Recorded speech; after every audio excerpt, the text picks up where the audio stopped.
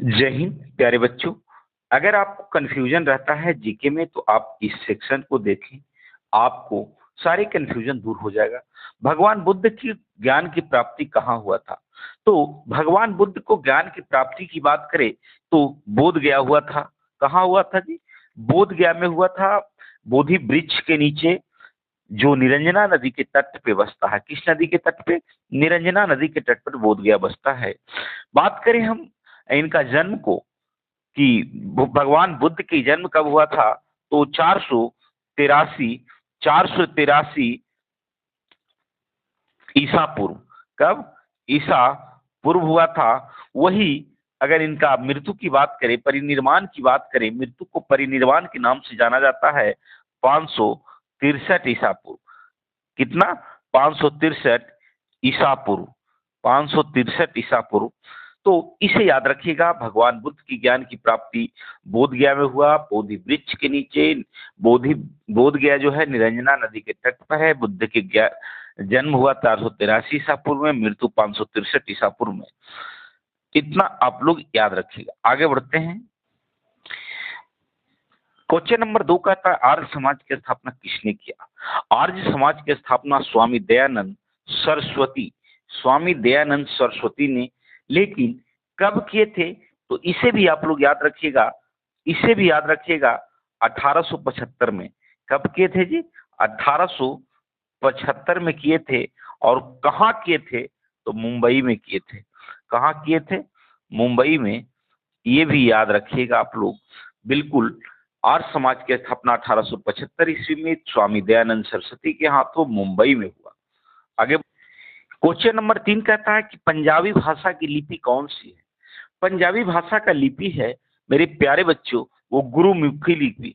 गुरुमुखी का अर्थ होता है गुरु का मुंह से निकला हुआ, मुख से निकला हुआ जो भाषा है उसे गुरुमुखी कहते हैं। और गुरुमुखी लिपि में ही उसके बाद आप देवनागरी जानते हैं, वो भी एक लिपि है। आगे बढ़ते हैं। 4 नंबर कहता है कि भारत की मुख्य भूमि का दक्षिणतम किनारा कौन सा है? कन्याकुमारी।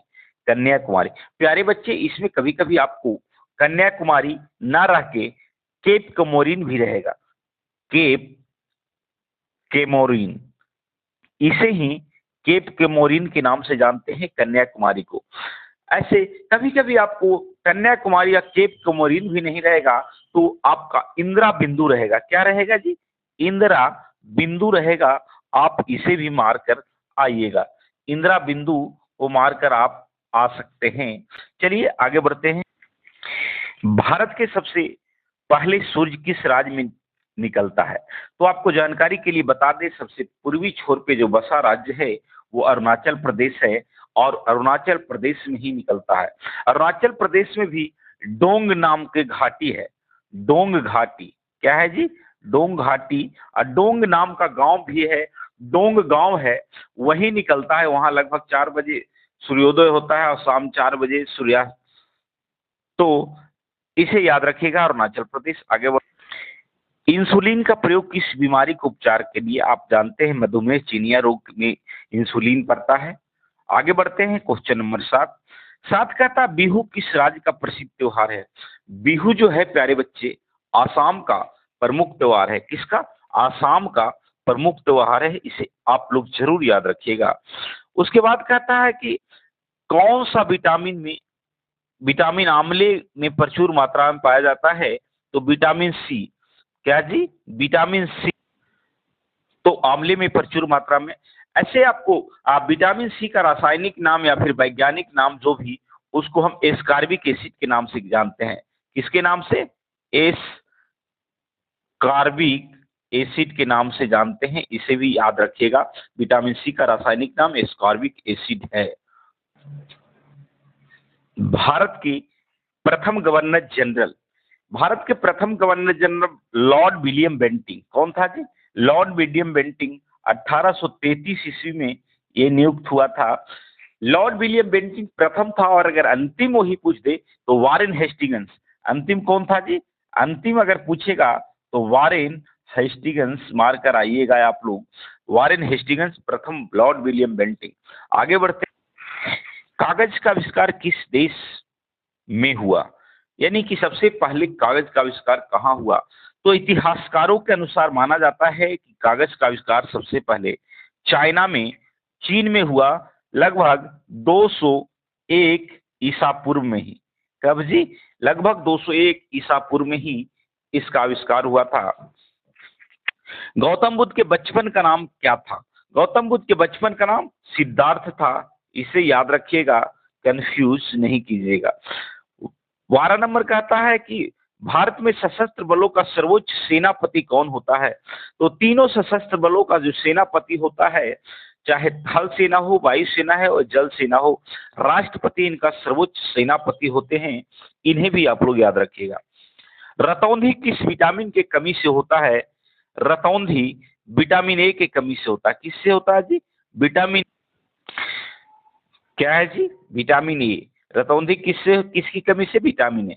विटामिन ए की रासायनिक नाम की बात करें बच्चे, तो रेटिनॉल इसको बोला जाता है। क्या? रेटिनॉल। इसे भी आप लोग याद रखिएगा। पोंगल, अगला क्वेश्चन है, पोंगल किस राज्य का त्योहार है? ये त्योहार बहुत ज्यादा पूछता है। पोंगल तमिलनाडु का है। कहाँ का है जी? पोंगल तमिलनाडु का त्योहार है।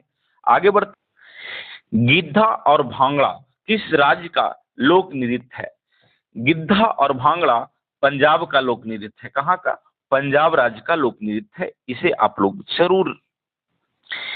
टेलीविजन का आविष्कार किसने किया? तो टेलीविजन का आविष्कार जॉन लोगी बेयर्ड, जे एन बेयर्ड के नाम से जानते हैं इनको। जे एन बेयर्ड के नाम से हम लोग इनको जानते हैं। यही टेलीविजन का आविष्कार किए थे। ये जो रहने वाले थे प्यारे बच्चों, स्कॉटलैंड के थे। कहाँ के? स्कॉटलैंड के। स्कॉटलैंड के रहने वाले थे। और ये कब किए थे? 1800 लगभग 1923 या 1922 में किए थे। 1922 में। आप लोग देख लीजिएगा, इसको कंफ्यूज मैं कर रहा हूं। 1922 या 23 में किए थे। अगला क्वेश्चन, भारत की पहली महिला शासिका कौन थी? भारत की पहली महिला शासिका की बात करें प्यारे बच्चों, तो रजिया सुल्तान। कौन थी? रजिया सुल्तान। रजिया सुल्तान जो थी वो इल्तुतमिश की बेटी थी। किसकी? इल्तुतमिश के। इल्तुतमिश का, इल्तुतमिश की बेटी थी। इल्तुतमिश की बेटी थी रजिया सुल्तान, और वही सबसे प्रथम महिला शासिका थी।